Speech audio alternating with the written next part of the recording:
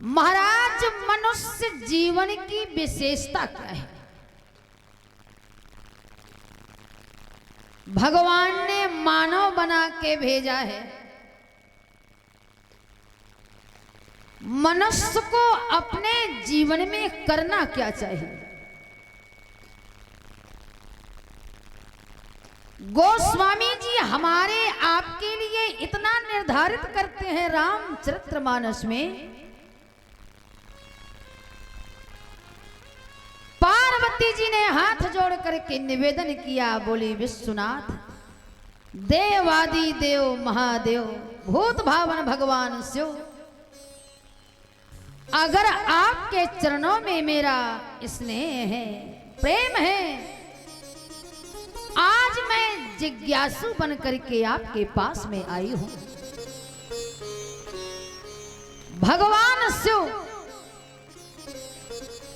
कहते हैं, देवी, जब कोई श्रोता विद्वान के सामने जिज्ञासु बन करके जाता है तो कथावाचक कभी छिपाव नहीं करते।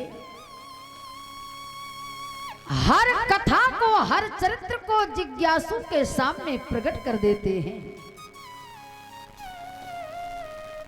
अब मैया को मौका मिल गया, पार्वती को भगवान शिव बढ़िया बाघंबर पहन करके महाराज ऐसा वर्णन करते हैं तुलसीदास जी महाराज। शमशान घाट से भगवान शंकर माता पार्वती को लेकर के पुनः कैलाश में आए हैं। बरगद के पेड़ के नीचे भगवान शिव ने अपना आसन लगाया है। अब भगवान शिव बाघंबर बिछा करके आसन में आसीन हो गए। पार्वती जी ने देखा कि वक्ता अकेले बैठा है। जब तक श्रोता सामने नहीं होगा तो कथावाचक का मन नहीं लगता। मैया पार्वती ने हाथ जोड़ करके जैसे भगवान शिव के पास पहुंची और निवेदन किया, भोलेनाथ, हमारे आपके जीवन में भैया अवसर का बड़ा महत्व है। श्री तुलसीदास जी कहते हैं कि पार्वती भल और अवसर जानी और गई शंभू पहमात भवानी। बाबा ने कहा, देवी, आप तो मेरी प्रिया हो, अर्धांगिनी हो, आप श्रोता बन के आई हो, जिज्ञासु बन के आई हो। देवी, मेरे वाम भाग में आकर के बैठ जाओ। मैया ने कहा, बाबा, जब मैं आपके बगल में बैठना चाहती थी तब तो आपने मुझे बैठने नहीं दिया। अब मैं आपके बगल में बैठना नहीं चाहती, मैं तो श्रोता बन के कुछ आपसे सुनने के लिए आई हूं। जब मेरी बैठने की इच्छा थी तब आपने मुझे वाम भाग में नहीं स्थान दिया और आज मुझे बैठने को कह रहे हो। अब मैं बैठना नहीं चाहती। पार्वती जी ने कहा, सरकार, भगवान विश्वनाथ, देवादि देव महादेव, कृपा करके मुझे ये अमर कथा सुनाइए। शिव जी बोले, देवी पार्वती, राम जी का जो चरित्र है ये सागर है, यानी लिखा बाबा तुलसी ने यहां। शिव जी बोले, पार्वती सुनो, आचार्य तुलसीदास जी लिखते हैं कि राम चरित और मानस यही नामा, सुनते श्रमण पाइए विश्राम। बाबा ने कहा पार्वती, राम जी का जो पावन सुंदर चरित्र है, ये मानस सरोवर भी है। रामचरित्र मानस के साथ साथ ये मानस सरोवर है। मानस सरोवर में बाबा बोले पार्वती देवी सुनो, इस रामचरित्र मानस रूपी सरोवर में 4 घाट हैं। कर्म घाट, ज्ञान घाट, भक्ति घाट, उपासना घाट। और ये घाटों में 7 सीढ़ियां लगी हुई हैं। लबालब जल भरा हुआ है मानसरोवर में। पार्वती जी ने पूछा बाबा, अगर कोई श्रोता इस मानस सरोवर में स्नान करने के लिए आए तो इस घाट की सीढ़ियां दिखाई देंगी? शिव जी ने कहा देवी दिखाई दे भी सकती है, कहो ना भी ना दे। बोले हर नारी पुरुष के शरीर में 4 नेत्र होते हैं। ध्यान देना,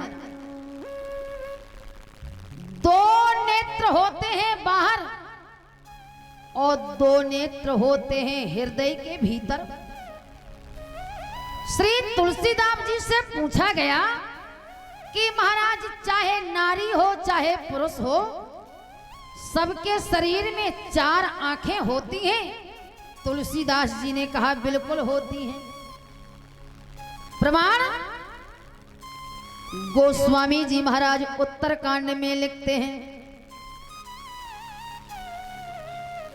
कि मरमी सज्जन सुमत कोदारी सिया राम रामा। मरमी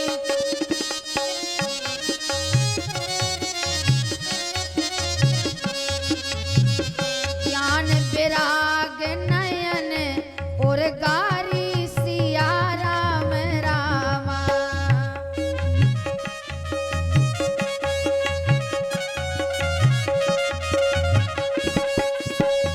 मरमी सज्जन सुमत कुदारी, मरमी सज्जन ज्ञान विराग नयन और गारी सिया राम रामा।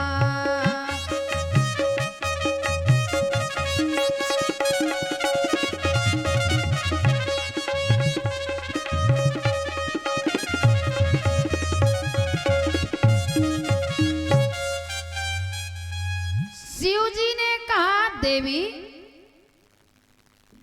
जो बाहर की आंखें हैं जिनसे हम चलते हैं, फिरते हैं, देखते हैं, अपने को पहचानते हैं, अगले को पहचानते हैं, शत्रु मित्र को भी जानते हैं, जो बाहर की आंखें हैं इन्हें कहते हैं लोचन।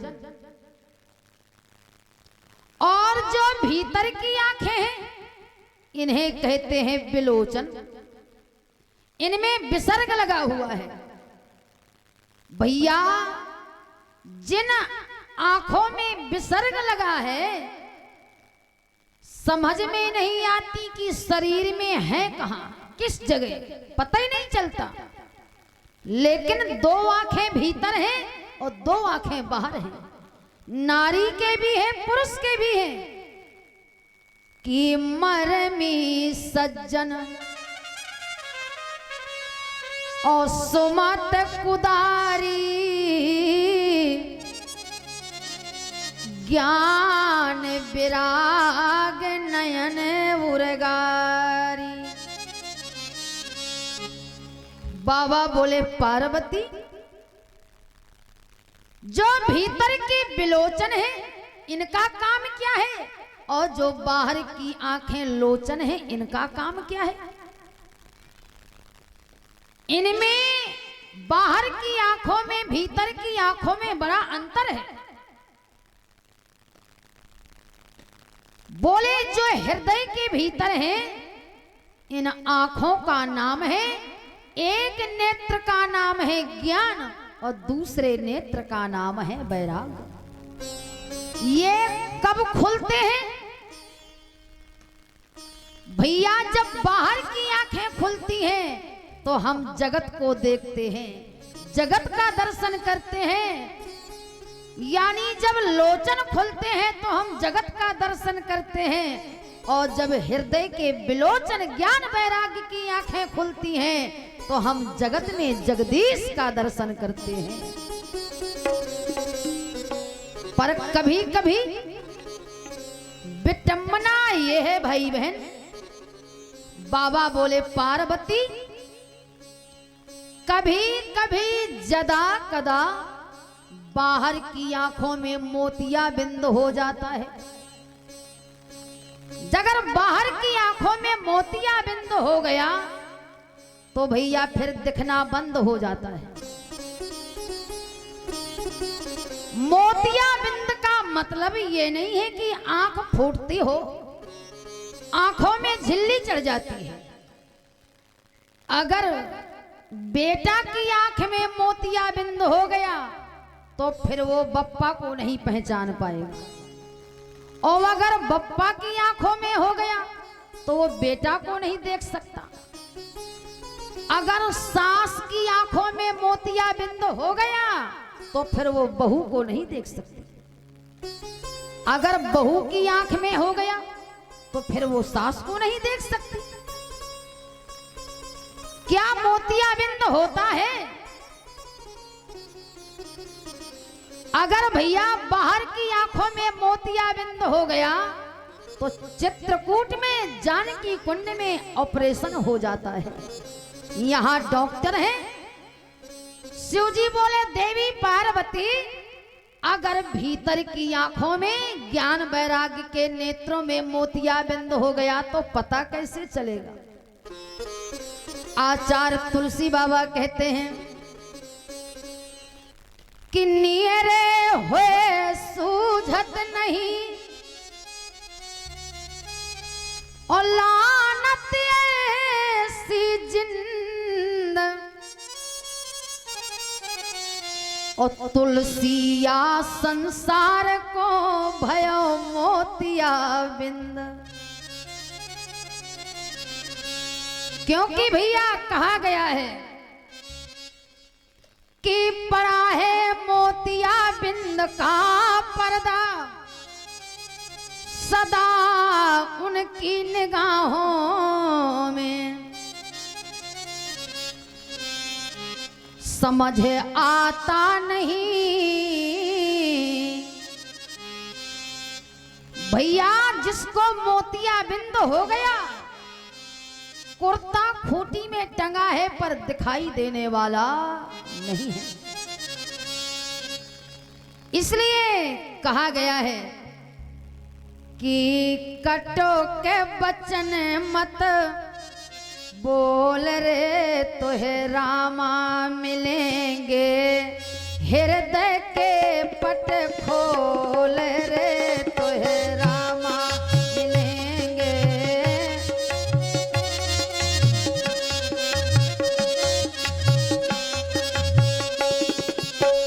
हृदय के पट खोल रे तोहे रामा मिलेंगे।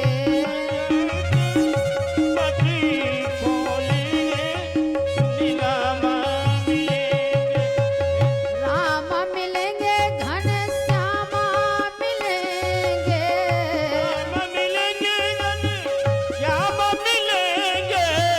रामा मिलेंगे घन श्यामा मिलेंगे।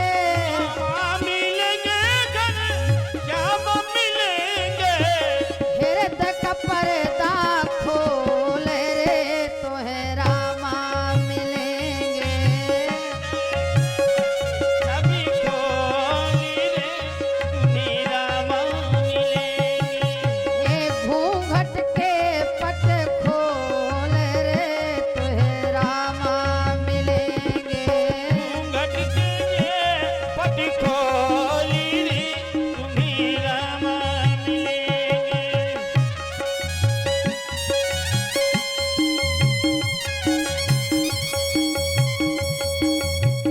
जय हो।